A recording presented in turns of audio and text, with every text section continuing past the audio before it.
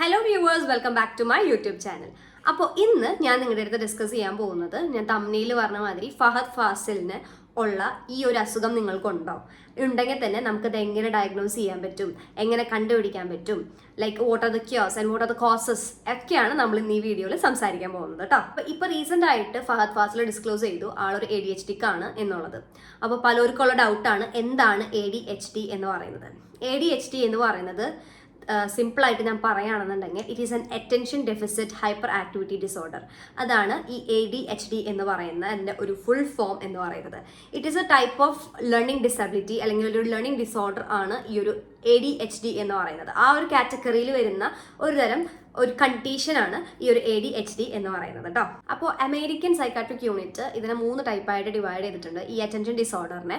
അതിൽ first one എന്ന് പറയുന്നത് attention deficit with inattention, attention deficit with impulsivity and attention deficit with hyper activity disorder. അതാണ് ഈ 3 സംഭവങ്ങളാണ് അറ്റൻഷൻ ബേസ്ഡ് ആയിട്ട് വരുന്ന സൈക്കാട്രിക്കിൽ നമ്മൾ പറയുകയാണെന്നുണ്ടെങ്കിൽ മൂന്ന് ക്ലാസിഫിക്കേഷൻ എന്ന് പറയുന്നത്, ജനറൽ ആയിട്ടുള്ള 3 ക്ലാസിഫിക്കേഷൻ. അപ്പോൾ ഒരു കുഞ്ഞ് 7 വയസ്സിന് മുകളിൽ, അപ്പോൾ ഒരു 7 വയസ്സിന് മുകളിൽ ഉള്ളൊരു കുഞ്ഞ് ഒരു അറ്റൻഷൻ ഡെഫിസിറ്റ് ആണ് അല്ലെങ്കിൽ ADHD ആണ് എന്ന് നമുക്ക് എങ്ങനെ കണ്ടുപിടിക്കാൻ പറ്റും എന്നാണ് ഞാൻ നിങ്ങൾക്ക് പറയാൻ പോകുന്നത്. ഇപ്പോൾ കൂടുതലായിട്ട് നമുക്കിതിന് പറയുന്നത് ലാക്ക് ഓഫ് അറ്റൻഷൻ, കുട്ടികളിൽ ശ്രദ്ധ കുറവ്. അപ്പോൾ പെട്ടെന്ന് തന്നെ ടീച്ചേഴ്സൊക്കെ, മിക്ക ടീച്ചേഴ്സും വീട്ടിലെ പാരൻസ് ആയാലും എൻ്റെ കുഞ്ഞിന് ശ്രദ്ധയില്ല, ഒന്നും അവൻ ശ്രദ്ധിക്കുന്നില്ല, അവൻ ചാടി ഓടി നടക്കുകയാണ്, അവൻ ഹൈപ്പർ ആക്റ്റീവ് ആണ് എന്ന് പറയും. പക്ഷെ ഒരിക്കലും നമ്മൾ യൂസ് ചെയ്യാൻ പാടില്ലാത്ത ഒരു ടേമാണ് എൻ്റെ കുഞ്ഞ് ഹൈപ്പർ ആക്റ്റീവ് ആണെന്നുള്ളത്. ശരിക്കും പറയുകയാണെന്നുണ്ടെങ്കിൽ ആ കുട്ടിക്ക് ചെറിയൊരു കുറുമ്പോ ആ ഒരു പ്രായത്തിൻ്റെതായ ചെറിയ പ്രശ്നങ്ങളെ ഉണ്ടായിരിക്കുള്ളൂ. ഒരിക്കലും ആ കുട്ടി ചിലപ്പോൾ ADHD ആയിരിക്കണം എന്നില്ല. പക്ഷെ എല്ലാവരും ഇപ്പോൾ കോമൺലി യൂസ് ചെയ്ത് വരുന്ന mostly misunderstood and mostly used term എന്ന് പറയുന്നത് എൻ്റെ കുഞ്ഞ് ഹൈപ്പർ ആക്റ്റീവ് ആണ്, ഹൈപ്പർ ആക്ടിവിറ്റി സ്വഭാവമുള്ള കുഞ്ഞാണ് എന്നാണ് എല്ലാ പാരൻസും ടീച്ചേഴ്സും പറഞ്ഞു വരുന്നത് മിക്ക കുട്ടികളിലും ചെറിയൊരു കുറുമ്പ് കാണുമ്പോൾ തന്നെ. അപ്പോൾ it's A widely misunderstood term ആണ് ഈ ഒരു ADHD എന്ന് പറയുന്നത്. അപ്പോൾ ഇതിൻ്റെ ക്ലോസ് ആയിട്ടുള്ളൊരു ലുക്ക് ഞാനിപ്പോൾ നിങ്ങൾക്ക് തരാം എന്താണ് ADHD എന്നുള്ളത്. കുട്ടികളിൽ അറ്റൻഷൻ കുറവെന്ന് വെച്ചിട്ടുണ്ടെന്നുണ്ടെങ്കിൽ വളരെയധികം അറ്റൻഷൻ കുറവായിരിക്കും അവർക്ക്. ഇപ്പം നമ്മൾ അവരെ മുഖത്ത് നോക്കി സംസാരിച്ചുകൊണ്ടിരിക്കുകയാണ് വിചാരിക്കും, അവരൊരിക്കലും നമ്മുടെ മുഖത്ത് നോക്കി സംസാരിക്കത്തില്ല. അതാണ് മെയിൻ ആയിട്ടുള്ള ഒരു സിംറ്റം എന്ന് പറയുന്നത്. അവർ നമ്മുടെ മുഖത്ത് നോക്കി സംസാരിക്കത്തില്ല. നമ്മൾ അവരുടെ അടുത്ത് എന്തെങ്കിലും സംസാരിച്ചുകൊണ്ടിരിക്കുകയാണെന്നുണ്ടെങ്കിൽ അവർ ആ സംസാരിക്കുന്നതിൻ്റെ ഇടയിൽ അവിടെ എന്തെങ്കിലും കണ്ടു കഴിഞ്ഞിട്ടുണ്ടെങ്കിൽ നൈസായിട്ട് അവർ ആ ഒരു കാര്യത്തിലോട്ടായിരിക്കും അവരുടെ കംപ്ലീറ്റ് കോൺസെൻട്രേഷൻ പോകുന്നത്. അവർ ചെയ്തുകൊണ്ടിരിക്കുന്ന ഒരു കാര്യത്തിൽ അവർക്ക് ഒട്ടും കോൺസെൻട്രേറ്റ് ചെയ്യാൻ പറ്റത്തില്ല. ആൻഡ് അക്കാഡമിക്സ്, അവർക്ക് ഓവറായിട്ട് തിങ്ക് ചെയ്ത് നല്ലൊരു ഇൻപുട്ട് ഇട്ട് ചെയ്യേണ്ട കാര്യങ്ങളിൽ, അക്കാഡമിക് കാര്യങ്ങളിൽ ഒന്നും അവർക്കൊരു ഇൻട്രസ്റ്റ് ഉണ്ടാകത്തില്ല. അവർ ഓഫ്റ്റൻ ലൂസ് തിങ്സ്. അവരെപ്പോഴും മിക്ക സാധനങ്ങളും സ്കൂളിലുള്ള ഉപയോഗിക്കുന്ന സാധനങ്ങളായിക്കോട്ടെ, ടോയ്സ് ആയിക്കോട്ടെ, അവരുടെ പേഴ്സണൽ ബിലോങ്ങിങ്സ് ഒക്കെ അവരെപ്പോഴും ലൂസ് ചെയ്തുകൊണ്ടിരിക്കും. എപ്പോഴും എവിടെയെങ്കിലുമൊക്കെ വെച്ച് നഷ്ടപ്പെടും കുട്ടികൾക്ക്. അവർക്ക് ഒരു ശ്രദ്ധ ഉണ്ടാകത്തില്ല അത് അവരെവിടെ വെച്ചത് എന്നെടുത്തത് എന്നുള്ളതൊന്നും. അതൊക്കെയാണ് മെയിൻ ആയിട്ടുള്ള സിംറ്റംസ് കുഞ്ഞുങ്ങളിൽ കണ്ടുവരുന്നത്. അവർക്കൊരു ടാസ്ക് ഓർഗനൈസ് ചെയ്യാനോ അത് കണ്ടക്ട് ചെയ്യാനോ പോട്ടെ, ഒരു ചെറിയൊരു അക്കാഡമിക് ബേസ് ആയിട്ടുള്ള എന്തെങ്കിലും ഒരു കാര്യം അവർക്കൊരു ഹോംവർക്കോ എന്തെങ്കിലും കൊടുത്താൽ പോലും അത് അവർക്ക് കംപ്ലീറ്റ് ചെയ്യാൻ അവരെ കൊണ്ട് പറ്റത്തില്ല. പിന്നെയെന്ന് വെച്ചിട്ടുണ്ടെങ്കിൽ ഓഫ്റ്റൺ അവർ ഫോർഗെറ്റ്ഫുൾ ആയിരിക്കും. അവർ എപ്പോഴും എന്ത് കാര്യങ്ങളുണ്ടെങ്കിലും അവർ മറന്നുകൊണ്ടിരിക്കും. ലൈക്ക് നെക്സ്റ്റ് എന്താ, അല്ലെങ്കിൽ നമ്മളിപ്പോൾ 2 മിനിറ്റ് മുന്നേ പറഞ്ഞ കാര്യമായിരിക്കും. ഇപ്പോൾ അക്കാഡമിക് ബേസ്ഡ് ആയിട്ടുള്ള എന്തൊരു കാര്യങ്ങളാണെങ്കിൽ പോലും കുട്ടികൾ വളരെ പെട്ടെന്ന് ഈ ഒരു ADHD ആയിട്ടുള്ള കുഞ്ഞുങ്ങൾ അത് മറന്നു പോകുന്നുള്ളതാണ് കേട്ടോ. അപ്പോൾ ഒരുപാട് കാര്യങ്ങൾ ഈ ഒരു ADHDനെ കുറിച്ചിട്ടുണ്ട്. എങ്ങനെയൊക്കെയാണ് നമുക്കൊരു കുട്ടി ADHD ആണെന്ന് നമുക്ക് കണ്ടുപിടിക്കാൻ പറ്റുന്നത്. ഒരു ലിസ്റ്റ് ഓഫ് തിങ്സ് ഉണ്ട്. അപ്പോൾ ഈ ഒരു ലിസ്റ്റ് ഓഫ് നമ്മൾ മെൻഷൻ ചെയ്തേക്കുന്ന കാര്യങ്ങളിൽ ഒരു 6 സിംറ്റംസ് എങ്കിലും നിങ്ങളുടെ കുഞ്ഞ് എക്സിബിറ്റ് ചെയ്യണം അറ്റ്ലീസ്റ്റ് ഫോർ 6 മന്ത്സിനെങ്കിലും. ഒരു 6 മാസം ഡ്യൂറേഷനിൽ ഒരു 6 സിംറ്റംസ് എങ്കിലും നിങ്ങളുടെ കുഞ്ഞ് കാണിക്കുകയാണ്, അതും 7 ഇയേഴ്സിന് എബവ് നിങ്ങൾക്ക് ഉള്ളൊരു കുഞ്ഞാണ് കാണിക്കുന്നത് എന്നുണ്ടെങ്കിൽ മാത്രമാണ് നമുക്ക് ആ കുഞ്ഞിനെ ADHD എന്ന് അല്ലെങ്കിൽ ഒരു കുഞ്ഞാണ് എന്ന് നമുക്ക് അതിനെ പറയാൻ പറ്റത്തുള്ളൂ. അല്ലാണ്ട് നമുക്ക് പെട്ടെന്ന് കയറി ജഡ്ജ്മെന്റിലായിട്ട് ഈ കുഞ്ഞ് ADHD ആണെന്ന് നമുക്ക് ഒരിക്കലും പറയാൻ പറ്റില്ല. കറക്റ്റ് ആയിട്ടുള്ള ഒരു ക്ലിനിക്കൽ ഡയഗ്നോസിസ് തന്നെ നമുക്ക് വേണം കുഞ്ഞുങ്ങൾക്ക് ഈ ഒരു ADHD ആണോ അല്ലയോ എന്ന് പറയാൻ വേണ്ടിയിട്ട്. അപ്പോൾ കുഞ്ഞുങ്ങളുടെ ADHD ഞാൻ പറഞ്ഞു. അപ്പോൾ മുതിർന്നവരുടെ ADHD എങ്ങനെ കണ്ടുപിടിക്കാം? മുതിർന്നവരുടെ ADHD വളരെ പ്രശ്നമുള്ളൊരു കാര്യമാണ് കേട്ടോ. കാരണം എന്ന് വെച്ചിട്ടുണ്ടെങ്കിൽ നമ്മൾ ഒരു 7 വയസ്സിന് മുകളിൽ തന്നെ നമ്മൾ ഈ ഒരു ADHD കുട്ടികളിൽ കണ്ടുപിടിച്ചാൽ നമുക്കത് ഒരു 95% ക്യൂർ ഉണ്ട്. ചില കുട്ടികൾ വളരെ ഹൈപ്പർ ആക്റ്റീവ് ആയിരിക്കും.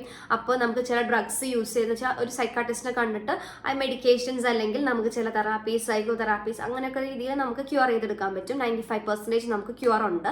പക്ഷേ ഒരു 7 വയസ്സ് വയസ്സ് മാക്സിമം നമ്മൾ പറയുകയാണെന്നുണ്ടെങ്കിൽ ഒരു 14 വയസ്സിനുള്ളിൽ നമ്മളുടെ ബ്രെയിൻ അത്രയും ഇലാസ്റ്റിക് ആയിട്ടിരിക്കുന്ന ഒരു ടൈമാണ്.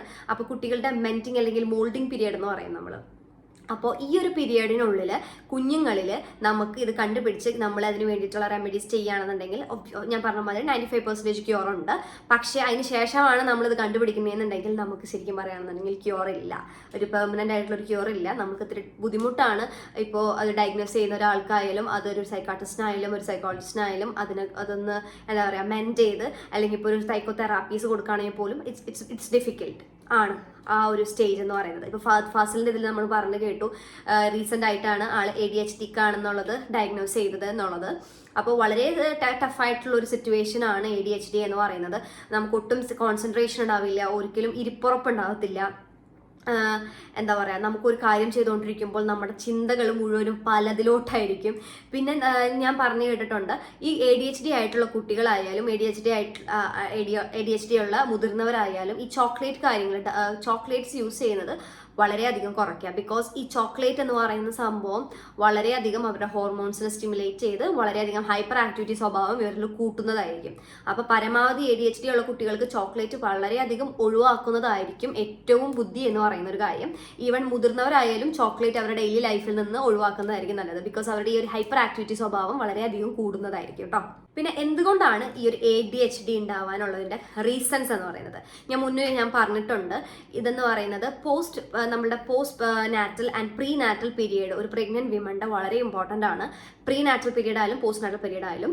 ഇപ്പം നമ്മൾ പ്രീ നാറ്റൽ പീരിയഡ് എന്ന് പറയുമ്പോൾ ആ ഒരു പ്രഗ്നന്റ് ആയിട്ടുള്ള ഒരു ലേഡി ഡ്രഗ്സ് ഇൻടേക്ക്, എന്താ പറയുക, പെസ്റ്റിസൈഡ്സ് എക്സ്പോഷ്യർ, ഈ വക കാര്യങ്ങളിലൊന്നും എന്താ പറയുക ഇങ്ങനെ കാര്യങ്ങളിലൊന്നും ചെയ്യാൻ പാടില്ല. ഒരുപാട് ആൽക്കഹോൾ കഴിക്കുന്ന ഒരാളാണ് അമ്മ, പ്രഗ്നൻ്റ് ആയ ലേഡി, അല്ലെങ്കിൽ ഒരുപാട് ഡ്രഗ്സ് യൂസ് ചെയ്യുന്നുണ്ട് പ്രഗ്നൻസി ടൈമിൽ, അതൊക്കെ കുഞ്ഞിൻ്റെ ഈ ഒരു ബ്രെയിൻ ഡെവലപ്മെൻറ്റിനെ വളരെയധികം എഫക്റ്റ് ചെയ്യും. ബിക്കോസ് ആ ബ്രെയിൻ ഡെവലപ്മെൻറ്റ് സ്റ്റേജ് ഈ ഒരു ADHD ഉണ്ടാവാൻ കാരണം എന്ന് വെച്ചിട്ടുണ്ടെങ്കിൽ ബ്രെയിനിലുള്ള ചെറിയ ഡിസ്ഫങ്ഷൻസിനെ കൊണ്ടാണ് ഈ ഒരു ADHD ഉണ്ടാവാൻ കുഞ്ഞുങ്ങളിലായാലും മുതിർന്നവരിലായാലും ഉണ്ടാവാനുള്ള ഒരു കാരണം എന്ന് പറയുന്നത്. അപ്പോൾ പ്രഗ്നൻസി ടൈമിലുള്ള ഇഞ്ചുറി, അങ്ങനത്തെ ഒരുപാട് കാര്യങ്ങളുണ്ട്. പിന്നെ പോസ്റ്റ് നാറ്റൽ പീരിയഡ് എന്ന് പറയുമ്പോൾ നമ്മൾ ഓക്സിജൻ ഡിപ്ലിവേഷൻ, വൺസ് അമ്മയുടെ ഗർഭപാത്രത്തിൽ നിന്ന് നമ്മൾ കുഞ്ഞിനെ എടുക്കുന്ന സമയത്ത് കുഞ്ഞ് കരയണമെന്ന് പറയും. ലൈക്ക് ആ ഒരു കരഞ്ഞില്ല എന്നുണ്ടെങ്കിൽ കുട്ടികൾക്ക് ഓക്സിജൻ ഡിപ്ലിവേഷൻ വരും ബ്രെയിനിലോട്ട്. എന്താ പറയുക, ആ ഓക്സിജൻ്റെ ലെവൽ കറക്റ്റായിട്ട് എത്തിയില്ല എന്നുണ്ടെങ്കിലും കുഞ്ഞുങ്ങളിൽ ഈ ഒരു കാര്യങ്ങൾ നമുക്ക് കാണാൻ പറ്റുന്നതായിരിക്കും കേട്ടോ. പിന്നെ കുഞ്ഞ് മഷി ഇറക്കുക, ജനിക്കുമ്പോൾ തന്നെ മഷി ഇറക്കുക, അങ്ങനത്തെ കുറേ പ്രോബ്ലംസ് കൊണ്ടും ഉണ്ടാവും. പിന്നെ മെയിനായിട്ട് ജെനറ്റിക്സ് വളരെയായിട്ട് ഇമ്പോർട്ടൻ്റ് ആയിട്ടുള്ള ഒരു കാര്യമാണ്. നിങ്ങളുടെ ഫാമിലിയിൽ വല്ല ADHD ആയിട്ടുള്ള ഒരാളുണ്ട് എന്നുണ്ടെങ്കിൽ ഒബ്വിയസ്ലി നിങ്ങളുടെ കുഞ്ഞുങ്ങൾക്ക് ADHD ഉണ്ടാവാൻ വളരെയധികം ചാൻസ് കൂടുതലാണ്. അപ്പോൾ ഇതൊക്കെയാണ് കുഞ്ഞു റീസൺസ് എന്ന് പറയുന്നത് നമ്മുടെ ADHD ഉണ്ടാവാനുള്ള ഒരു കാരണങ്ങൾ. ക്യൂർ ആണ് ഞാൻ പറയാൻ പോകുന്നത്. ക്യൂർ എന്ന് പറയുന്നത് മെയിൻ ആയിട്ട് ഇപ്പോൾ വളരെയധികം ഹൈപ്പർ ആക്ടിവിറ്റി എക്സിബിറ്റ് ചെയ്യുന്ന ഒരു കുഞ്ഞ് അല്ലെങ്കിൽ ഒരു മുതിർന്ന ഒരാളാണ് നിങ്ങളെന്നുണ്ടെങ്കിൽ മെയിനായിട്ട് നിങ്ങളൊരു സൈക്കോളജിസ്റ്റ് അല്ലെങ്കിൽ ഒരു സൈക്കാട്രിസ്റ്റിന്റെ ഹെൽപ്പ് നിങ്ങൾ തേടുക. അതാണ് മെയിൻ ആയിട്ടുള്ള കാര്യം. അല്ലെങ്കിൽ പിന്നെ നമുക്ക് സൈക്കോ തെറാപ്പീസ് നമുക്ക് തന്നെ ചെയ്യാൻ പറ്റുന്ന ഒരുപാട് മെഡിറ്റേഷൻ ടെക്നിക്സും കാര്യങ്ങളും ഉണ്ട്. ADHD ഉള്ള ഒരു കുഞ്ഞിനെ നമുക്ക് ഒരിക്കലും സാധാരണ പാരൻസിന് ഒരിക്കലും നമുക്ക് പഠിപ്പിക്കാൻ പറ്റത്തില്ല. ആ കുഞ്ഞുങ്ങളെ പഠിപ്പിക്കണം എന്നുണ്ടെങ്കിൽ വളരെയധികം ടാസ്ക്കാണ്. കാരണം അവർ അക്കാഡമിക്കലി വളരെ പുറകോട്ടായിരിക്കും. കാരണം ഇരുന്ന് കിട്ടിയാലല്ലേ കുട്ടികൾ പഠിക്കുള്ളൂ. ഇപ്പോൾ മെയിനായിട്ട് ഫോർ എക്സാമ്പിൾ ഞാൻ പറയുകയാണെന്നുണ്ടെങ്കിൽ let me take A pen. കുട്ടികൾക്ക് അറ്റൻഷൻ ഉണ്ടാവില്ല. ഇപ്പം ഞാൻ ഈ ഒരു പെൻസിൽ വെച്ചു എന്ന് വിചാരിക്കും. ഇപ്പം ഞാൻ ആ ഒരു ADHD ആയിട്ടുള്ള ഒരു കുട്ടിയുടെ സംസാരിച്ചുകൊണ്ടിരിക്കുകയാണെന്നുണ്ടെങ്കിൽ ഞാനിപ്പോൾ ഈ പെൻസിലിട്ട് ഇതിങ്ങനെ ആട്ടിക്കൊണ്ടിരിക്കുക. ആ കുട്ടിയുടെ ചിന്തകൾ മുഴുവനും അല്ലെങ്കിൽ കോൺസെൻട്രേഷൻ മുഴുവനും ഈ ഒരു പെൻസിലിലോട്ടായിരിക്കും. ഓക്കെ, അപ്പോൾ ഈ കുട്ടിയുടെ അടുത്ത് നമ്മൾ ഇങ്ങനെ ഓരോ കാര്യങ്ങളൊക്കെ ചോദിക്കുക. അപ്പോൾ ലാസ്റ്റ് ഈ ഒരു പെൻസിൽ ഇങ്ങനെ റൊട്ടേറ്റ് ചെയ്ത് ലൈക്ക് ഇങ്ങനെ എൻ്റെ ഫേസിനോട് ചേർത്ത് ഞാൻ പിടിച്ചു. അപ്പോൾ കുട്ടിയുടെ ആ ഒരു പോയിന്റിൽ ഉള്ള എല്ലാ ശ്രദ്ധയും ഈ ഒരു പെൻസിലോട്ടായിരിക്കും. ലൈക്ക് നമ്മളൊരു സൈക്കോളജിസ്റ്റിൻ്റെ അടുത്ത് അല്ലെങ്കിൽ ഇപ്പോൾ ഒരു സെൻറ്റേഴ്സാണ് കുട്ടീനെ നമ്മൾ റെമഡിയേഷൻസ് കൊടുക്കുന്നതെന്നുണ്ടെങ്കിൽ ഇപ്പോൾ ഫോർ എക്സാമ്പിൾ ഞാനാണെന്നുണ്ടെങ്കിൽ ഇപ്പോൾ ഞാനിങ്ങനെ കുട്ടിയുടെ അടുത്ത് സംസാരിച്ച് ആ കുട്ടിയുടെ കോൺസെൻട്രേഷൻ മുഴുവൻ ഈ ഒരു പെൻസിലോട്ടാക്കി എൻ്റെ ഫേസിൻ്റെ അടുത്തേക്ക് കൊണ്ടുവന്നെത്തിക്കും. അപ്പോൾ എന്നിട്ട് നൈസായിട്ട് ഈ പെൻസിലൊന്ന് മാറ്റാം. അപ്പോൾ കുട്ടി ഫേസ് ടു ഫേസ് സംസാരിക്കും നമ്മുടെ അടുത്ത്. ഇത്തിരി ടാസ്ക് ആയിട്ടുള്ള പരിപാടിയാണ്. അപ്പോൾ നമുക്ക് എന്നിട്ട് കുട്ടികളെ അറ്റൻഷൻ ആദ്യം ഉണ്ടാക്കി പിടിച്ചിരുന്ന് ഇരുത്തണം. അതിന് ശേഷമാണ് നമുക്ക് പഠിപ്പിക്കാൻ പറ്റത്തുള്ളൂ മെയിനായിട്ട്. അപ്പോൾ ഈ വക കാര്യങ്ങൾ നമുക്ക് ജനറൽ പാരൻസിന് നമുക്കത് പറ്റാത്തൊരു കാര്യമാണ്. അപ്പോൾ അത് മെയിനായിട്ട് ഞാൻ നിങ്ങൾക്ക് പറയുകയാണെന്നുണ്ടെങ്കിൽ മെയിനായിട്ട് നിങ്ങളൊരു ക്ലിനിക്കൽ ഹെൽപ്പ് തേടുന്നതായിരിക്കും ഏറ്റവും ബെറ്റർ ആയിട്ടുള്ള കാര്യം. അല്ലെങ്കിൽ തന്നെ വീട്ടിൽ തന്നെ ചെയ്യാൻ പറ്റുന്ന കുറച്ച് സൈക്കോ തെറാപ്പീസും കാര്യങ്ങളും ഉണ്ട്, മെഡിറ്റേഷൻ വർക്ക്സും കാര്യങ്ങളൊക്കെ ഉണ്ട്. അത് ഇൻട്രസ്റ്റ് ഉള്ളവരാണെന്നുണ്ടെങ്കിൽ ജസ്റ്റ് കോമെന്റ് ചെയ്യാം, ഞാനപ്പോൾ അതിൻ്റെ വീഡിയോസൊക്കെ ഞാൻ അപ്ലോഡ് ചെയ്യുന്നതായിരിക്കും കേട്ടോ. അപ്പോൾ എൻ്റെ ഈ ഒരു വീഡിയോ ഇഷ്ടപ്പെടുകയാണെന്നുണ്ടെങ്കിൽ ലൈക്ക് ചെയ്യുക, ഷെയർ ചെയ്യുക, സബ്സ്ക്രൈബ് ചെയ്യുക കേട്ടോ. അപ്പോൾ thank you for watching my video. By.